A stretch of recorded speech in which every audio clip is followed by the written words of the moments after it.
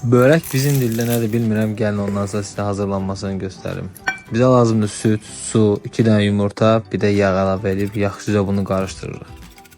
Badnosu göstərdiyim şəkildə tam belə yağladıktan sonra 4 ədəd yufkanı altdan üzürük və üzərinə hər yerinə çatacaq şəkildə hazırladığımız qarışımı gəzdiririk. Yufkaları ora buladıktan sonra yenidən ora qoyuruq. 4-5 dəfə eləməkdən çəkinməyin, nə qədər qalın olsa o qədər yaxşıdır. Şor, üzərinə kaşar pendir və göyərti əlavə edib yaxşıca qarışdırırsınız. Biraz da duz əlavə etsəz yaxşı olar və hər yerinə yayırsınız.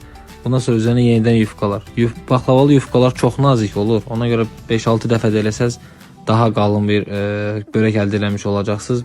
Üzərinə sonra yekunda 2 dənə yumurta sarısını hər yerinə gəzdirir və küncütə əlavə edib göstərdiyim şəkildə də ola bilər. Zövqünüzə uyğun doğraya bilərsiniz. Əvvəlcədən 200 dərəcə qızdırılmış sobada yarım saat bişir. Bişdikdən sonra çıtır çıtır bir börək alınır.